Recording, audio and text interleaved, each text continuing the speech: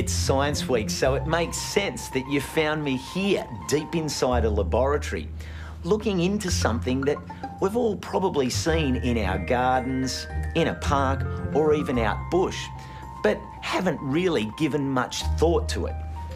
It's this stuff here, lichen. And if you don't know much about it now, you certainly will by the end of the program. Here's what else we've got. I'm in a beautiful cottage garden in Adelaide that's as colourful as the gardener that created it. Behind me is Kudo Hidetoshi, and he's what's known as a citizen scientist. Later on in the show, I'll introduce you to him and we'll find out more about his amazing plant discovery. And I'll be showing you how to make a cheap and easy glass cloche to protect the seedlings in your garden.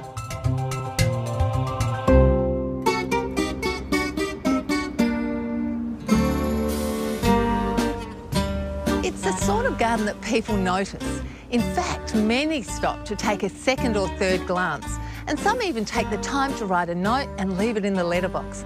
So I've come to take a closer look myself and meet its creator, Anna Polius.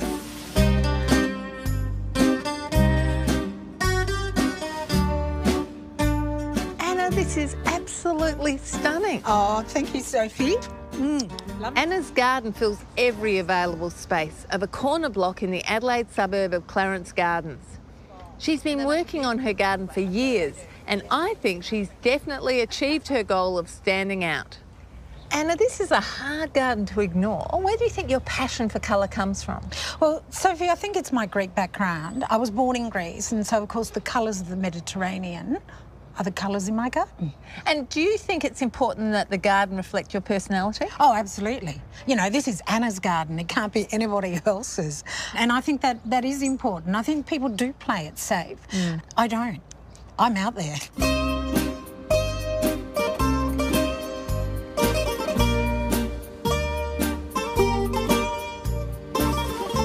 Now, for a classic cottage garden feel, you can't go past a beautiful Shasta, can you? No, you can't, Sophie. And they're such good value. They really are, because they flower for a long time. They're a terrific cut flower.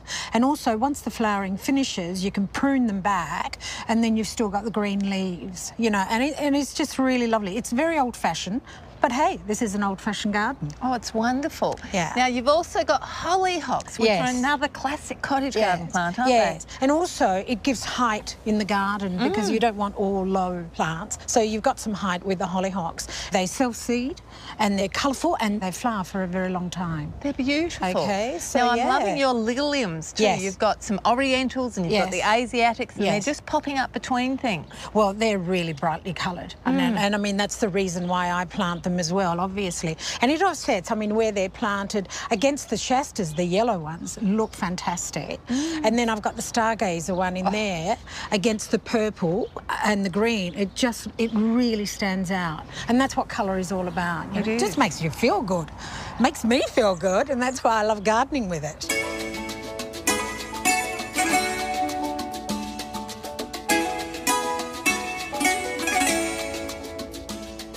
Oh, wow, the front garden was beautiful, but this is spectacular too. Thank you, Sophie. Yes, I think people are amazed that on a suburban block you can actually have a garden this size. Now, everything's quite densely planted and growing well. You must have good soil. Well, I didn't at first, because in Adelaide, of course, we have that heavy clay soil. So what I did when I started working on the garden was that I would dig out the soil and then I would fill it up with compost, because I've got 8 compost bins. Oh, wow. So the garden now is all composted soil, and that's why it grows so well. Now, one of the main features when you walk out here, of course, is the trees. We've got the beautiful golden robinias, which I love, but I love the ginkgo. They're wonderful trees, but you don't see them around much because people want instant gratification. They're looking for these quick-growing trees, and these take a little bit longer to establish. Well, they can take forever to establish, but mine is 12 years old. Beautiful. And I think they are gorgeous, particularly in autumn when they turn that gorgeous buttery yellow. They're beautiful.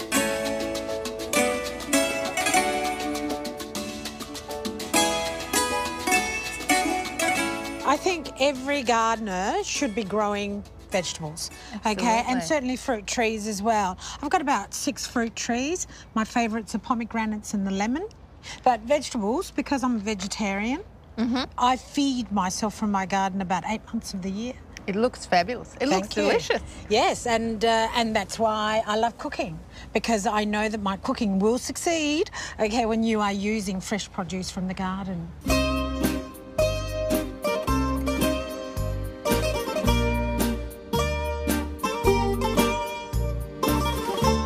Obvious that you love pots in your garden. I do, Sophie. Yes, it's again, it comes from my Greek roots, because a lot of Greek houses have courtyards and no real gardens, so everything is grown in pots. And so it comes from that. But I love pots because I think they have their uses. In the garden, when a plant dies and you're thinking of what to do next in that area, you stick a pot in there and it fills up the space.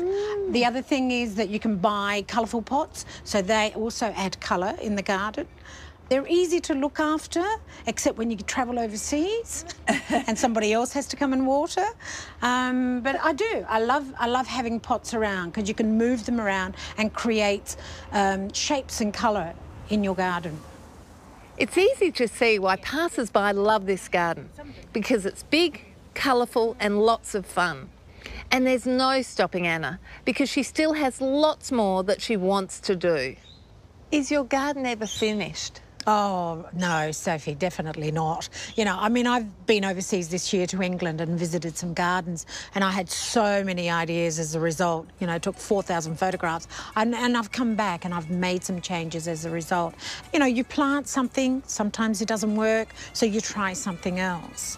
And I'm learning from my garden all the time. If you're having possum problems, stick around, because later in the program, Anna will show us a great tip that helped her control them in her garden.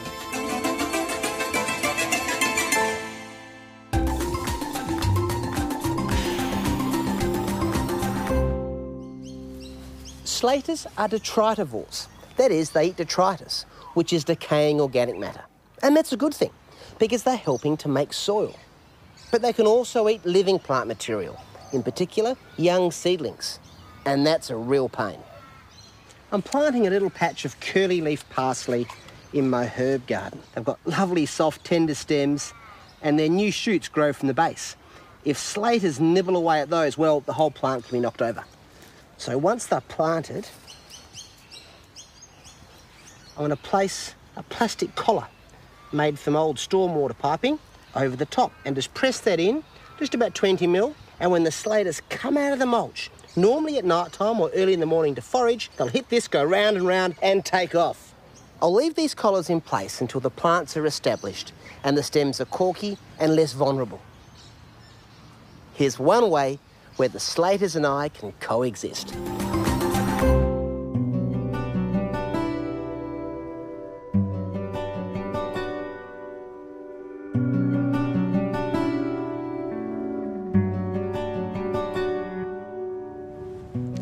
I'm looking at something that's pretty darn amazing. It's lichen, and you can find it almost everywhere. In your backyard, in a park, or out bush. And it's an important part of our ecosystem. I'm in the plant bank at the Australian Botanic Garden in southwest Sydney with Dr. Kathy Offord.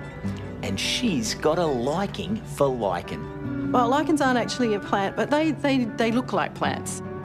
It's a partnership between a fungus and an algae, and it's what scientists call a symbiosis. So it's a mutually derived benefit from the partnership. So the fungus provides a home, and it captures moisture and nutrients from the air, and the algae photosynthesizes and produces food for the fungus. Lichens are very, very common, and so they're covering around 8% of the land on Earth. So they're very important in recycling carbon dioxide and producing oxygen. They're also very important in the formation of soil. So they break down rocks, and when they die, they add to the organic matter in the soil. There are big plans for these unusual organisms. This whole garden is dedicated to lichen. We've got the very dark and moist area down here under the area that we call the crypt, and going up towards the top here, which is very hot and sunny and dry. And what we know about lichens is that they can grow in very extreme environments. So they can grow in temperatures of up to 90 degrees Celsius, and they can also grow in extremely low temperatures. They grow in Antarctica. If there's one creature that could grow in outer space, it would be a lichen. What's the background to all of this stone? Oh, well, this stone, it's all sandstone, and it's all from old demolished buildings from the colonial era in Sydney, so it's all Sydney sandstone. And the other thing that we can see here is that there's quite a diversity of sandstone types. So we've given different micro environments for the lichens to establish themselves. How many varieties of lichen are there? Well, there's around 14,000 species in the world, and about 10% of those are unique to Australia. Not all lichens are green. Here we've got a yellowy orange one, that's a quite orange one there, limey green one there. Are there any other colours? Oh yeah, there's plenty of colours. You can get red, you can get some purples. These colours are used as dyes. So they've been used for thousands of years in traditional cultures for dyeing fabrics. Not all lichens grow flat on rocks on the ground. It does grow on the ground, but its filaments grow up into the air. Basically, the lichen is behaving like a plant. It's catching dirt and nutrients, and it's also absorbing moisture out of the air. Lichens are very slow growing, and some species can take years, even decades to get going. So it's a good thing that they've been working on a way to speed up the process. Plants have been collected and grown for centuries. What do you know about growing lichen? Well, we're learning a lot. Here we've been growing some lichens for a few years, and you can see on this side we haven't been trying to grow lichens. On this side we've been applying lichens and growth formula, and you can see some pretty good growth. That's good growth for about 3.5 years. So can they grow on various surfaces? Oh, look, they can grow on lots of surfaces. You can see them growing on the asphalt here, they'll grow on the shade cloth. They'll probably grow on you if you stood still. Bearded lichen. So what's in the formula that you're using? Well, this is Magnificent Formula number 29, and it's got lichen in it, obviously. It's got buttermilk, and that's really good for getting the right pH. It's got some flour for sticking it on. It's got, importantly, fertiliser. How do you actually apply the special formula? We just paint it on with a paintbrush. Simple as that? As simple as that. Well, I hope to be back at some stage to check on how the lichen is coming along. It'll take time, but I reckon some things are definitely worth waiting for. It's appreciating their role in the ecosystem and how they might just be a different horticultural alternative to growing traditional flowers and plants.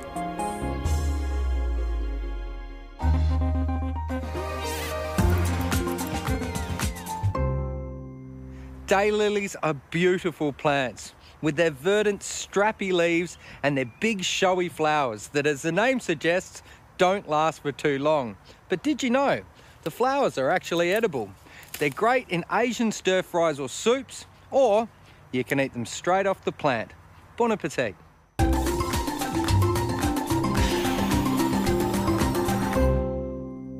Beautiful, isn't it?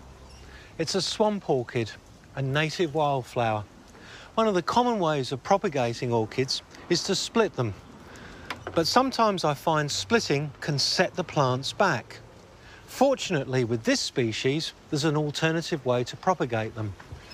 This is a new flower spike, and this is an old one.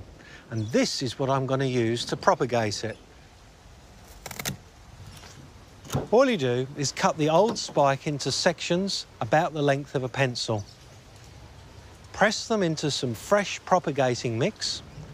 Keep the propagating mix damp, not wet. Place a dome over the top and leave the ventilation gaps open. In a few weeks, new plants will start forming at the nodes, and after a year, you can separate individual plants and pop them up. This is what you'll get in a couple of years' time. Orchid growing is definitely for gardeners with patience, but what a result. Seedlings make me happy. mostly. I reckon they look really optimistic and full of the promise of the good things to come. But they're also small and vulnerable, which is why they need protection against things like wind, frost and pests, till they grow up into adult plants. So I'm building a glass cloche, which is a protective structure that goes over individual plants. Think of it as a mini glass house, and it'll give my seedlings a leg up in life and look great in the garden too. You'll need some basic materials. A glass bottle, this is 2 litres, but you can go bigger. Some jute twine, nice and thick. Some methylated spirits, so you can use kerosene. The paper towel's optional for cleaning up later. An empty container, a bucket of water, a knife, a lighter, some glass paper, and the essential safety equipment. To make your cloche, you'll need to remove the bottom part of your bottle. Now this is fairly straightforward, but beware, it involves fire and sharp glass. So this is really an adults only project. First up, you need to take off the lid. This is really important. If you don't do this, the bottle can just shatter in your hands.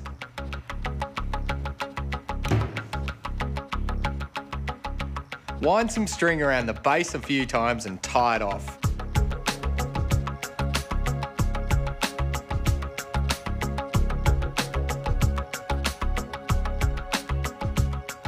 Wet it with some metho and wipe the bottle to remove any residue.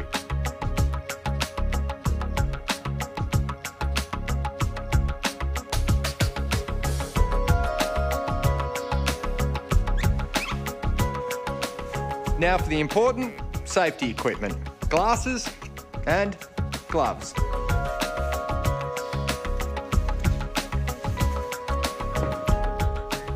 Light the string and rotate the bottle evenly and hold it horizontally as it burns.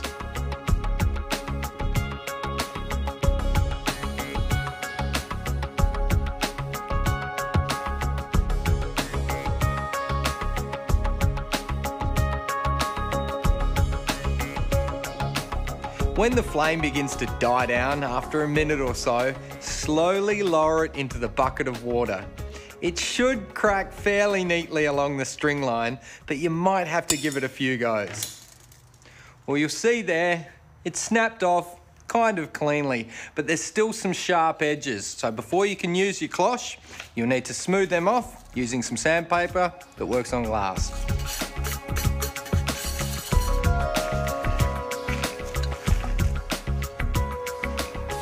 And there you go, a beautiful glass cloche ready for the garden.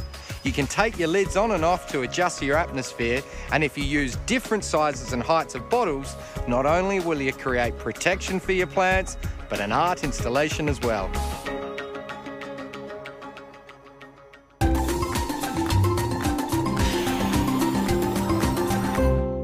Everyone needs bees in their garden for pollination, but how do you attract more bees into your garden? Well, plants that have blues and mauve flowers, very often in the mint family, things like lavender and rosemary, and this catmint will do the trick. Catmint, or Nepeta, is a beauty. It has these wonderful large spikes of purple flowers. Look at the bees, and if you plant one of those, your garden will be humming. If you're wondering what to do if your fruit tree is sprouting from the base beneath the graft like this young Nashi pear, well, it's got to come off. Have a look. You can see that's where the graft union is there, where it changes colour and texture, and it's sprouting from down below. This is the rootstock, and if that's allowed to grow, it'll take over from the top part, which is what produces the fruit that you want to eat. Now, ideally, when they first sprout, you'd rub them off with your finger. But if they get away from you and get a bit thicker, well, you'll have to cut them off with a sharp pair of secateurs. A lot of people ask, when is the best time to plant strawberries? Well, here in the cooler climates, I plant in spring. If you're in a temperate climate, then you've got late autumn through winter. And if you're in the tropics and subtropics, then autumn's the best time. Earlier in the program, I was in Anna Polius's garden, and while I was there, she had a great tip for controlling possums in her trees. Last year, I had a lot of problems with possums, so I had to come up with an idea of getting rid of them. And I decided on these wind chimes, because every time they stepped onto the branch, the chime would work. The wind chime makes a noise, the possum runs away. Wonderful. And it actually has solved that problem. So I've got about 5 of them around the garden. And how long till they disappeared? Well, they disappeared really, in a way, overnight, but I kept them up for 2 weeks. Just to see, and the neighbours were all right with that, because it does create a noise and some people don't like it. Yep. But it has got rid of them. But I like the sound of wind chimes, so I still have them musically playing around the garden. What a great tip.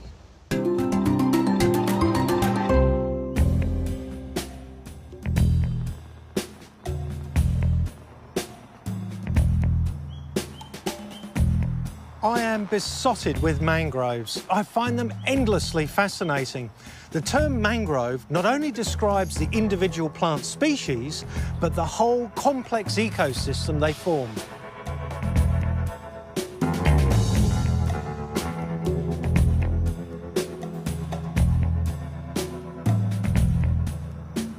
Just look at all that life down there.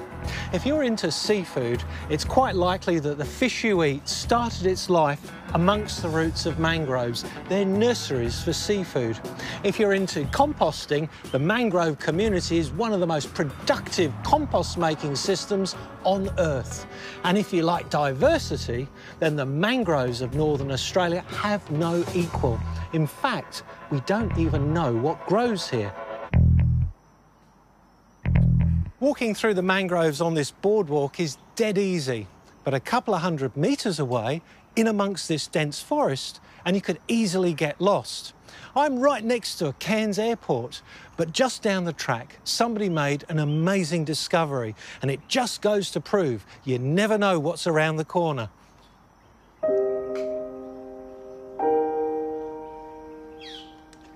And this is the man who made that discovery, Kudo Hidetoshi, best described as a citizen scientist, an amateur enthusiast who discovered a rare species of mangrove tree. So what did you discover? I found a mangrove species that's new to Australia, never been discovered before. And what's its name? Its name is Brugera hainesii, Haines orange mangrove. That's the common name. The importance of this find can't be understated, as the Haines orange mangrove is listed as endangered, and before his discovery, there are only a few plants known on the entire planet.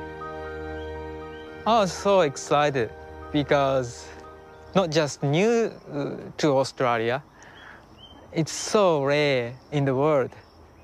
When I found these trees, there were only 250 trees out there in the wild. So I was so surprised that mangrove species here in Cairns, in my neighborhood. We got 50 trees here in one place, right next to the power line. So we're so lucky that we got these groves still here standing. So where is this species found? This species occurs in Singapore, Malaysia, and Indonesia, and recently found in Solomon Islands. So Cairns is still 800 kilometers far away from the nearest range. So when did you discover this species? I discovered in January 2016. Well, one of the first things I can see is these pneumatophores. I know a few mangroves, but I've never seen a shape like this before. When you look at this bark as well, this is very distinct, but it's the flowers that they're classified by. Where are the flowers on the trees? Yes, some flowers here. Oh, yes. Yes. Now, when you see these flowers, you can tell that it's a Brugera, but they seem to be almost like double flowers, don't they? Yes, they are. The outside are called calyx, and actual petals are inside. So when it comes out, it's pale orange. That's why it's called orange hainesii mangrove. And just in here is a seed that's germinated, and that's what they use to float. Yes. When it grows double the size of this, it drops, and when it drops, it sticks into the soil, and that's where the tree starts to shoot.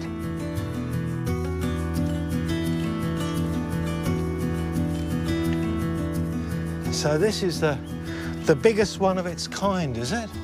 Yes, this is the biggest tree in 50 trees here, about 60 centimeters in diameter. And how old would this grandmother tree be? It is estimated about 200 years old. How did you discover that there's a population of these plants here? I was actually looking for another species of mangrove here in this area, and I found it here nearby. I think actually I hit the jackpot. Well, what an amazing thing to discover a new species so close to an urbanised area. The message is, keep your eyes peeled, because you never know. You may be the next citizen scientist to discover an incredible new species. Well, that's it for now. And I hope, like me, you're getting into Science Week, because there's so many ways that science touches, changes and improves our lives and, of course, our gardens. Meanwhile, let's see what's on next week's show. I'm visiting this beautiful rammed earth solar passive home and semi-rural property that is the pride and joy of retired couple Brian and Linda. What an amazing spot you've got here. There's no need for your lawn to look forlorn. I've got a few tips that'll lift it up and help to fix its depressions. With so many beautiful aloes in full winter flower here at the Adelaide Botanic Gardens, I've come to take a closer look.